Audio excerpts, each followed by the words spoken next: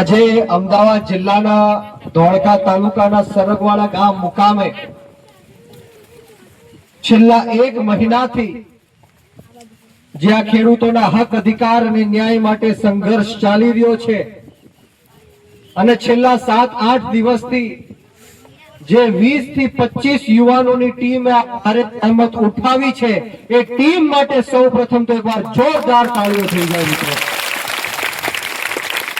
હું કોઈના નામ નહીં લઉં, પરંતુ 25 યુવાનોએ એવું વિચાર્યું કે હવે હદ થઈ ગઈ, આપણી જમીન માટે, આપણી ખેતી માટે, ખેડૂત માટે આપણે હવે લડવું પડશે।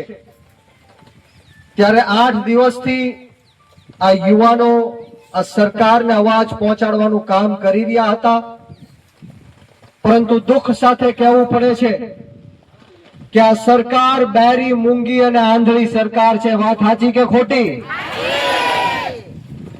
સમગ્ર ગુજરાતની અંદર કચ્છથી લઈ, મોરબીથી લઈ, સુરેન્દ્રનગરથી લઈને, જસદણ વિછ્યાથી લઈને સાણંદ સુધી અને આજે ધોળકામાં પણ ખેડૂતો સાથે જે દમન ગુજારવાનું કાર્ય આ સરકાર કરી રહી છે, એનું કારણ શું છે એ આપણે સમજવું પડશે। આ લડાઈ કોઈને જીતાડવાની કે કોઈને હરાવવાની લડાઈ નથી। આ લડાઈ કોઈ પાર્ટી